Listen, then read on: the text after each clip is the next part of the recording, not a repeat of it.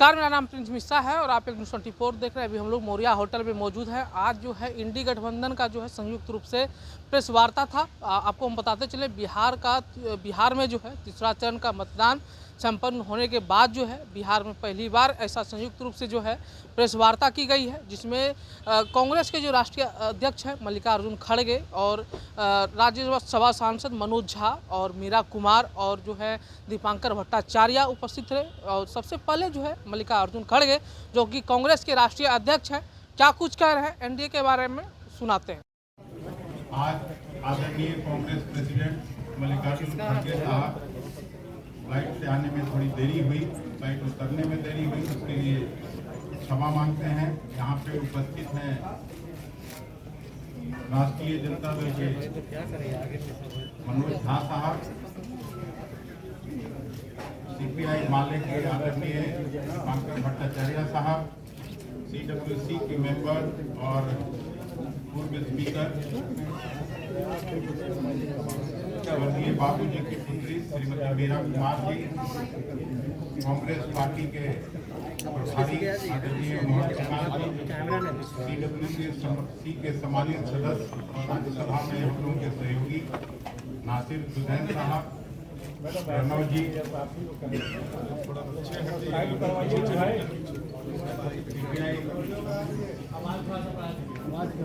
की तरफ से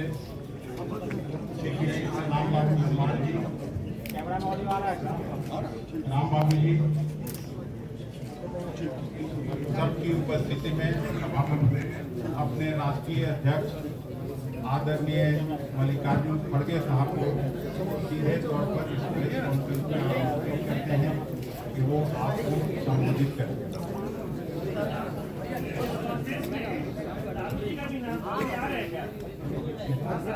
लालू जी स्वास्थ्य कारणों से वो नहीं आ सके, इसलिए आदरणीय मनोज झा जी को उन्होंने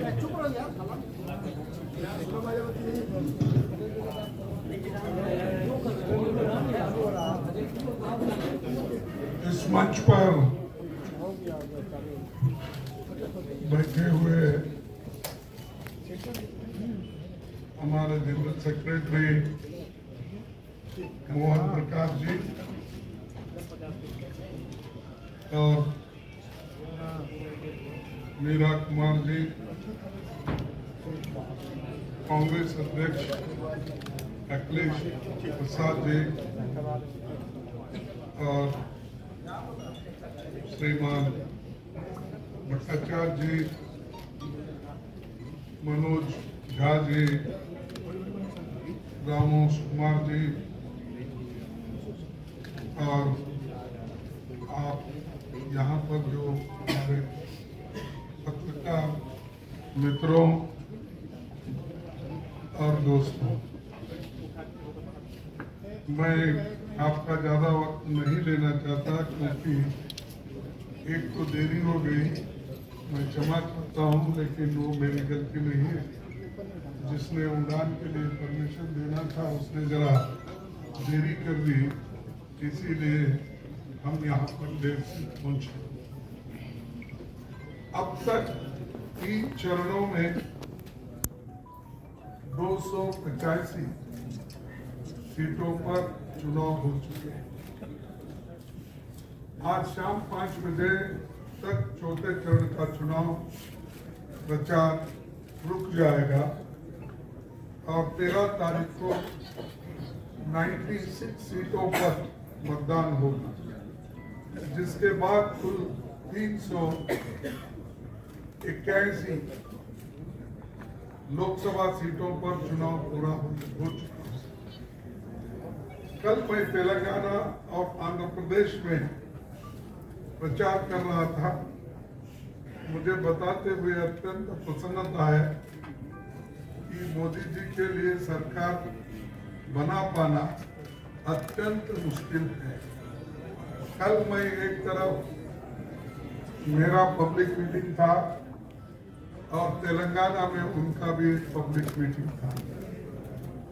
वो देखने के बाद ऐसा लग रहा था कि जो वो हमेशा अपनी बात जो रखते थे बड़े एक सर बैठिए। अभिमान के साथ बोलने का और गर्व के साथ बोलने का जो था वो उसमें नहीं दिखा। और जो केंद्रीय सत्ताधारी जनता के खिलाफ, बीजेपी के खिलाफ जनता में बहुत बड़ा रोष है। रोष इसलिए है कि बेरोजगारी और जो इन्फ्लेशन है ये इतना बढ़ रहा है कि सामान्य जनता उसमें यानी वो सह नहीं पा सकती, इतना बोझा उसका हो गया। और इसीलिए सभी लोग परेशान हैं। इन्होंने तो पहले बहुत वायदे किए थे, नौकरियों के वायदे किए थे।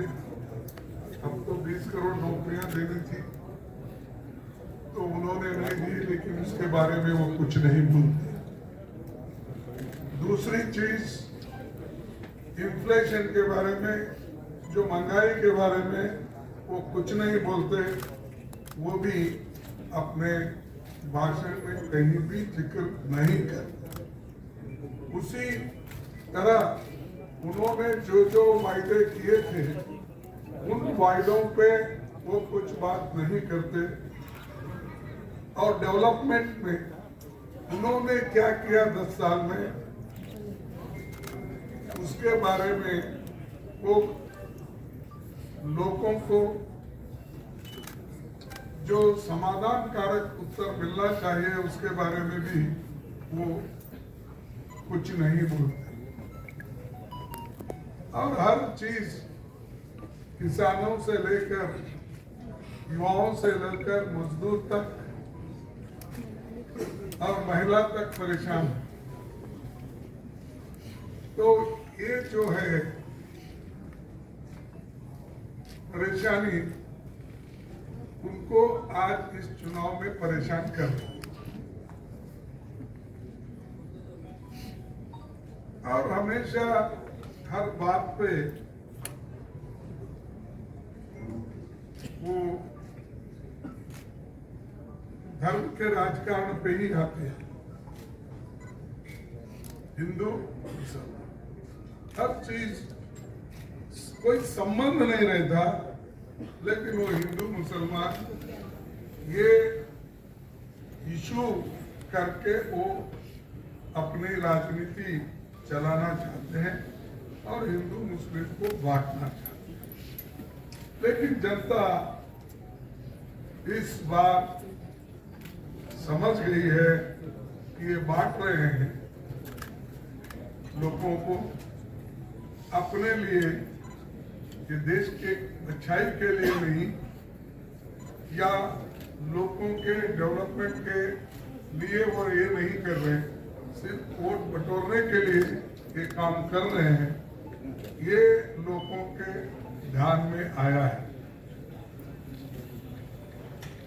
पिछले 10 सालों में कैमरा नीचे कीजिए ना। विपक्ष के नेताओं को परेशान करने में ही अपना समय उन्होंने गुजारा। और जब परेशान करते हैं, चाहे वो ईडी का केस हो, चाहे इनकम टैक्स का हो, चाहे सीबीसी से केस डलवाना हो, चाहे सीबीआई का हो, ये करवाते हैं और उनको आह्वान भी करते हैं, आइए हमारे साथ जुड़िए, मिलेंगे, मिल के काम करेंगे। मुझे हंसी आ रही थी, कल महाराष्ट्र में उन्होंने नंदुरबार या कहीं ये बोला कि अगर पवार साहब वहां रह के मरने के बजाय उद्धव ठाकरे वहां रह के मरने के बजाय ये कांग्रेस में जाके ये अच्छा होगा कि वो हमारे साथ रहे और वो अपनी इच्छा पूर्ति करे और हम वो उनकी इच्छा को पूर्ति करने के लिए तैयार हैं। क्या एक प्राइम मिनिस्टर ऐसा कह सकता है? जो प्राइम मिनिस्टर अपनी बात को रखने का पहले काम करना चाहिए, आपके डेवलपमेंट क्या है, आपने काम कितना किया, उससे देश को कितना लाभ हुआ और देश कितनी तरक्की की है, ये कहो। हम इतने बड़े बड़े शर्माएदार बोलते हैं कि ये जो अमीर है, अमीर के कर्ज 16 लाख करोड़ माफ कर दिया और गरीब किसानों का आपको नहीं आता याद। लेकिन जब मेरी सरकार थी यूपीए में 72,000 करोड़ मनमोहन सिंह जी ने माफ कर दिया। आप क्यों नहीं कर सकते? लेकिन आप अमीरों के पक्ष में और गरीबों को गरीब रखना चाहते हैं, अमीरों को अमीर बनाना चाहते हैं। तो इसलिए दोस्तों मैं ये कहूंगा कि ये जो मोदी सरकार है, ये सिर्फ झूठ बोलने वाली सरकार। 15 लाख की भी बात की, उन्होंने किसी को लाके नहीं दिए। 2-2 करोड़ नौकरियां हर साल, 20 करोड़ नौकरियां, 20 लाख भी नहीं दिया। सरकार ने जो 30 लाख नौकरियां खाली है वो नहीं दिया। जो ऑलरेडी कमिटेड है, जिसके लिए बजट रखा जाता है, वो नौकरियां भी वो नहीं दे रहे। तो ये मोदी जी की इच्छा क्या है कि डेली वेजेस पे और कॉन्ट्रैक्ट लेबर से देश चलाना, सरकार चलाना ये चाहते हैं। लेकिन आरएसएस के लोगों को ट्रेनिंग देकर वो केंद्र सरकार के ज्वाइंट सेक्रेटरी के पद पर बुलाते हैं।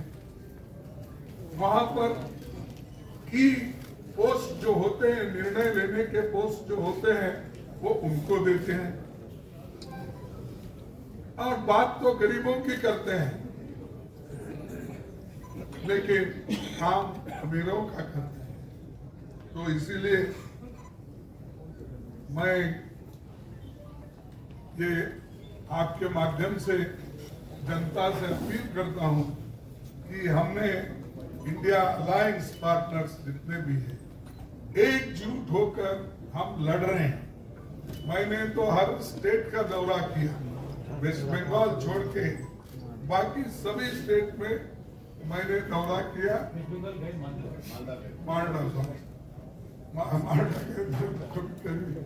क्या होता है, बिहार, मालदा, ये सब नजदीक रहने से मिक्सचर हो जाता। तो सब जगह फिरे। अब जम्मू कश्मीर तो बाकी है, लेकिन छोड़ दीजिए। लेकिन इतना मैं घुमा जितनी मेरी ताकत हो सकती है इस उम्र में। लेकिन कहीं भी इस बार ये नहीं नजर आता है कि मोदी और उनकी पार्टी आगे आने वाली है, जीतने वाली है। लेकिन उसको रोकने के लिए हम जो कार्यक्रम करना चाहिए वो इंडिया अलायंस वाले कर रहे हैं और उनको जरूर रोकेंगे, उसको आगे बढ़ने नहीं देंगे। उनको हराने के लिए जितने नंबर होना चाहिए वो गठबंधन के पास है और इस बार वो प्रधानमंत्री नहीं बनेंगे, ये एक हमारा सबका दावा है।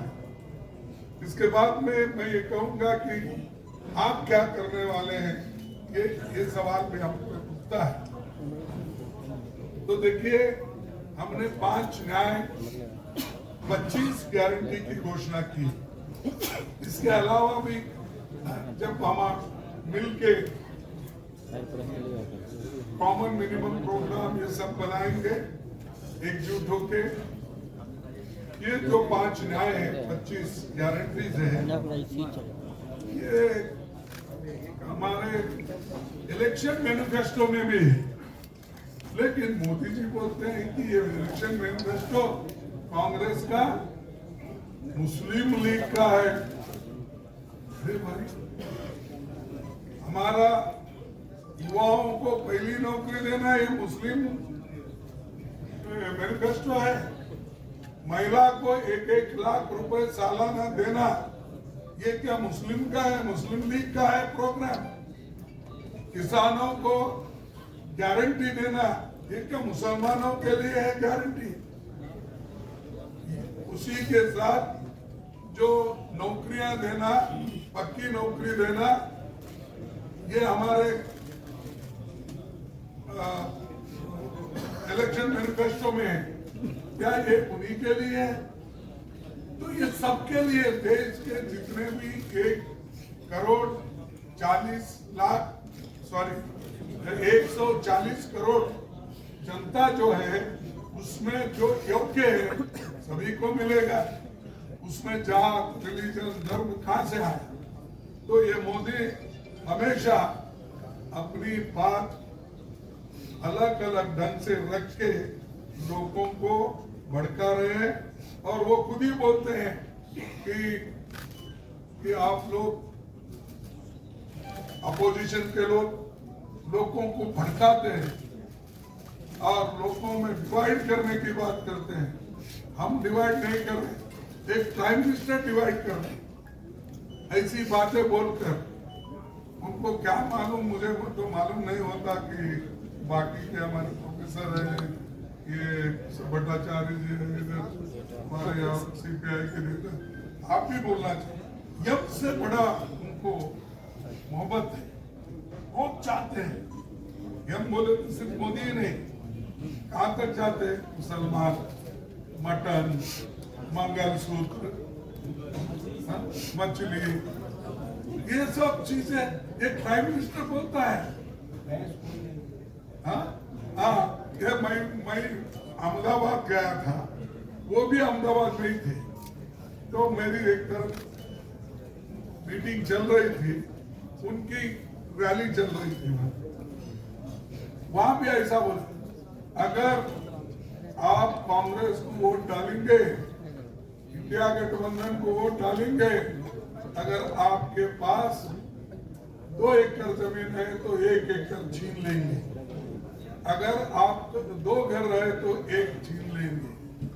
आपके पास 2 फ्लैट है तो 1 फ्लैट ले लेंगे। यहाँ तक कि 2 भैंस है तो 1 भैंस छीन लेंगे और वो उनको देंगे। आप खड़े होंगे। हम बना के नहीं बोल रहे, झूठ नहीं बोल रहे। झूठ तो उनको छोड़ दिए हम, क्योंकि सब चीजों पे झूठ बोलते ही जाते हैं। बुलेट ट्रेन का बोले, 15 लाख का बोले, 2 करोड़ का बोले, MSP का बोले, ये झूठ बोलने का अधिकार उनका है, मैं छीन नहीं लेना चाहता। तो ये जो चीजें हैं हमारे जो बैकलॉग SC/ST के लिए, OBC के लिए, ये सब भरने का, और जो भी कानून हमने वर्किंग क्लास के लिए किया था, इन्होंने जो उसको अलग ढंग से उसको निकाल दिया। हम ज्यादा से ज्यादा इसमें कोशिश करेंगे कि जो वर्किंग क्लास के हित में कानून है, उस कानून को फिर से हम लाएं। तो इसलिए मैं ज्यादा वक्त आपका नहीं लेना चाहता। तो बाकी के लोग, खड़गे साहब, 2 सवाल है। अभी सवाल नहीं, एक एक करके राष्ट्रीय जनता दल के यहाँ सम्मानित मनोज झा तो आपने साफ तौर पे कांग्रेस के राष्ट्रीय अध्यक्ष मल्लिकार्जुन खड़गे को सुना। उनका साफ तौर पे कहना था, जिस तरीके से हमने अभी चुनावी रणनीति को देखा है, चुनावी माहौल को देखा है, जहाँ जहाँ हम लोग गए हैं वहाँ जो है हम लोगों की ये लहर है, इंडी गठबंधन की लहर। साथ ही साथ अभी जो एनडीए की तरफ से ये दावे किए जा रहे हैं कि हम लोगों का लहर है और हम लोग जो है 400 पार करेंगे। और इस बार जो है कहीं ना कहीं जनता मन बना चुकी है कि एनडीए को जो है धराशायी कर देंगे। और इस बार महागठबंधन की सरकार आते ही सबसे पहले जो है गरीब लोगों के लिए हम लोगों ने जो काम किया है उसको फिर से हम लोग जो है काम करने का काम करेंगे। और जिस तरीके से लोग बेरोजगार हैं उन तमाम बातों को लेकर जो हम लोगों का जो मुद्दा है उन चीज़ों को लेकर हम लोग काम करेंगे। तो फिलहाल इस वीडियो में इतना ही। आपकी क्या प्रतिक्रिया होगी कमेंट करके जरूर बताइएगा। सहयोगी सूरज के साथ प्रिंस मिश्रा, पटना। धन्यवाद।